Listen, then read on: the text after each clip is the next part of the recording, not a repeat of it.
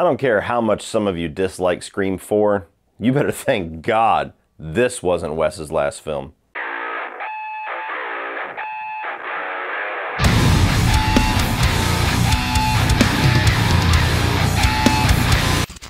So My Soul to Take tells the story of 7 kids that share a birthday and are haunted by a killer who is presumed to be dead. Welcome everybody to the culmination of the Wes Craven review series, the final film that I had to talk about in his filmography. This is it. This is the final chapter of this very long review series that I've had a lot of fun with. So thank you guys that have been following along with me with this. This is the first time I've done a review series just going through a director's career, and I enjoyed it a lot. I hope you guys did as well. So we will be doing more of these. I have one for sure that I have planned for later on this year, but I might even do one in between now and then.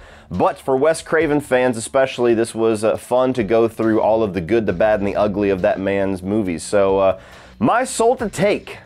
This is one that I was mildly curious to revisit because I've only seen this movie once, and I did not like this movie whatsoever when I first saw it, to the point where I thought it was absolutely like a crime that Wes Craven's name was on this. And I had not watched it since, so it's essentially been like 10 plus years, maybe even longer than that since I've seen this, and I gotta be honest. Time does change things, because I walked into this thinking that this was going to be a really bad movie, and you know what? Watching it again, it's not. It's not a really bad movie. It's fucking atrocious. In all seriousness, I walked into this expecting this to be bad. I expected not to like this again. I expected to not have anything redeemed or changed about this whatsoever since the last time that I watched it.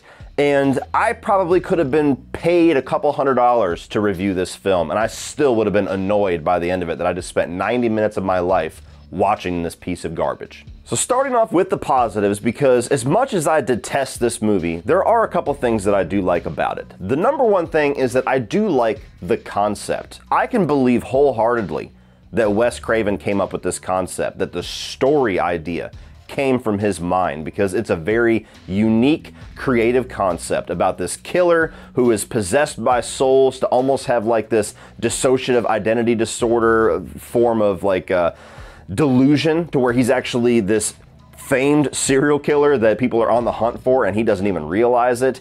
And the fact that he is killed the night that 7 other people are born in this town, that they kind of have all of his souls put into their bodies, and eventually he comes back. Like, that's a really, really good idea to start from for a horror film like this. And going along with that, I think that the opening 7-10 minutes of this movie, whatever the backstory is with the Riverton Ripper, I think is actually pretty damn good. It's filmed well, it's paced well, the way that they have the reveals going on about not only this killer is in this town, but also that the first person that we're introduced to is actually the killer, and the way that he has all these different voices come through, and just, it's pure carnage the first 7 to 10 minutes of this film. And it really is like, it grabs you by the throat. It's almost in the vein of like the first Scream, the way that that movie just grabs you by the throat in the first 10 minutes. This movie does very similar. It's just a shame that pretty much everything after that is absolute garbage. So moving into the negatives, I actually am baffled that this movie was written and directed by Wes Craven. Because look, I'll say it if nobody else does, this is a guy that obviously has that moniker of the master of horror. He is quite often brought up when you're talking about like the Mount Rushmore of horror directors. And for good reason. This is the guy that gave us Freddy Krueger. This is the guy that gave us Ghostface. I mean, when he is on, whenever he is doing his best work, it's some of the greatest horror films of all time. And there's a lot of movies that he has done, at least 2 or 3 of them, that I actually think are very underrated and underappreciated, that shows this is a guy that whenever he wants to do quality stuff, he does quality stuff. But on the other end of that coin, when he fails, he fucking fails hard. A lot of times it's not completely his fault. A lot of times it's studio interference and him not having creative control and him being just shoved like the round peg into the square hole and just has to do whatever everybody else says. But even with that being said, with me acknowledging that the master of horror has some of the worst movies that I have ever seen at the bottom of his filmography, this movie is still appalling. Especially for the later part of his career where he has gotten creative control and he's been able to make the movies that he wants. And he's following up you know, the success of the Scream movies, and he's about to walk into Scream 4, and he does this little passion project called My Soul to Take. And I watched interviews with him. I've even read some things that he has said after the reception of the movie was so bad, to where he still holds the fact that he thinks it's a really good film. And it's a shame that, you know, he passed away not too long after this, because I would really be fascinated to just find out what was going on with this movie that made Wes think this was a good idea, that made him think this is a good movie, these are good characters, this is good plot development, this is going to be a classic. Because as much as I love and respect the guy, what the fuck happened? What just happened? The initial concept, the initial story of the Riverton Ripper, and the way that this guy has these different souls possessing him, and then they get dispersed into these 7 kids, and all of that stuff. Great thing to start with. That's a great first part of this story. And then where it goes from there, it's almost like Wes Craven was hired to write and direct the first 10 minutes, and then he just handed it off to some fucking dude that we never heard of before and never will hear of, because from then on, it's shockingly bad how the story progresses. It is shockingly bad how terrible these characters are, and how much you just don't give a shit about any of them. And then that concept, that initial cool concept that he came up with, just suddenly makes no sense whatsoever, the way that it is progressed throughout the rest of the movie. I mean, it's mind-blowing. It's mind-blowing where this went off the rails. You're introduced to these kids, the Riverton 7 or something like that, and the whole town has like this holiday and this ritual surrounding the night that this killer was killed, which is just odd in and of itself. But the fact that it's well known in this town that all 7 of these kids were born the night that this guy died, and then they actually like connect that somehow to where they call them the Riverton 7, and everybody in the town knows about them. It's really strange. The Ripper was killed 16 years ago today, the very night that 7 of us here were born. Some say we share more than just a birthday. Like, unless some supernatural phenomena was going on inside of the delivery rooms, where like the fucking lights exploded, or they came out of the womb talking devil shit or something like that, I really don't understand how anybody realistically made a connection between his death and their birth. But that's problem number 1. The whole fact that there's like this ritual where these kids get together every year, and they have this little piñata version of the Riverton killer come out, and they have to take turns like warding the evil away, and it's just really odd. It's odd, it's not explained very well, it's not explained in a way that makes you really engage with these 7 kids. And then from then on, when they're all getting killed one by one, it just never really feels like the town is doing anything serious about it. Like, nobody's like, holy shit, the Riverton killer's back, and we gotta take these kids and protect them, we gotta put them all in lockup, or we gotta figure out. No, it just goes like a regular slasher film, to where just random people are getting killed, but these people getting killed are not random whatsoever. So everybody's response in this film from the jump street just feels odd and manufactured. Then you get into these characters themselves, and they are just all like generic caricatures of high school kids. You've got Bug, who is the weird kid that just is very strange. He almost has like some kind of a schizophrenia or some kind of weird disorder within him that never really goes addressed. You've got the religious girl who's like on the nose as fuck, where she's walking around in like nun clothes and just like casting fucking chants on everybody throughout the day. You've got the jock douchebag, which we need to talk about this character for a second, because for as good as Wes Craven can be at writing characters, what the fuck was up with this guy? I mean, this guy was just the typical high school bully, the jock that thinks that he's awesome and thinks that his dick is 10 feet long and all that. Okay, cool, whatever. We've seen it a million times, but I'm along with you. And then there's a point in this movie where he literally goes to one of the other Riverton 7 2 or 3 times throughout the same day, and in like a serious but joking manner is essentially trying to get her to perform oral sex on him. Just like making little slights against her, you know, making little really on the nose, flirty, douchebaggy comments that aren't necessarily like isolated. They aren't necessarily something that's shocking coming out of a character like that's mouth, but it comes to a point where he's running around a track. He's covered head to toe in sweat. And he lets her know when he comes upon her that he is 1000% serious about this. And he essentially chases her throughout the woods like he's going to beat the shit out of her because she won't give him head. I know this movie came out before the Me Too movement and everything like that, but just, what are we doing?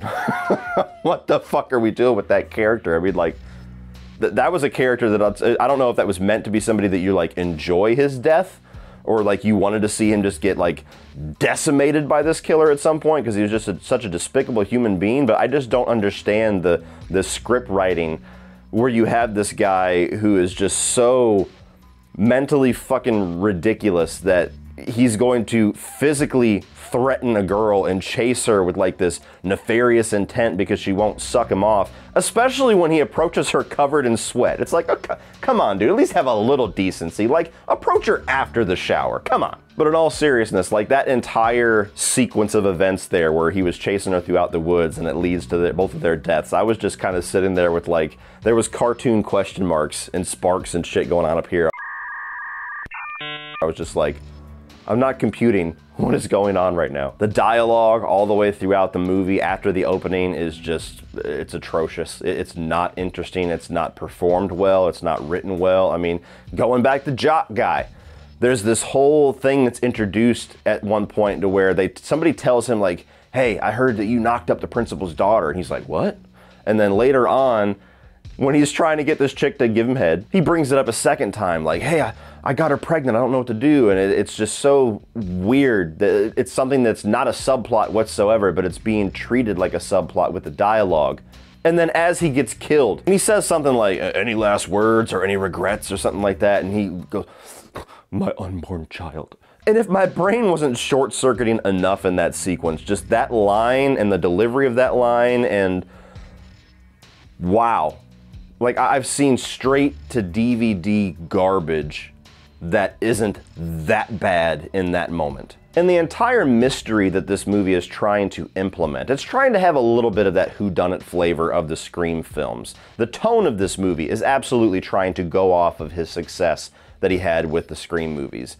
They introduced this whole concept of the Riverton Seven, and you know, one of them contains the soul of the killer that was in the Riverton. And so you're like, okay, so one of them at some point is going to be revealed as the killer. One of these 7 is most likely the killer unless there's some big plot twist. So all throughout the movie, you're watching them get killed one by one, going, okay, well, obviously it wasn't him. Well, obviously it wasn't her. And you start knocking down the list. And the problem is that to have an effective and a very interesting whodunit element to your movie, there has to be hints of who the killer is throughout the movie. There has to be breadcrumbs that the audience can follow and play along with.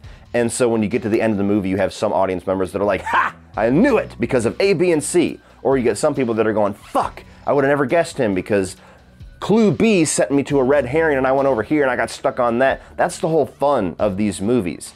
This has none of that. They literally just pick somebody to be the killer.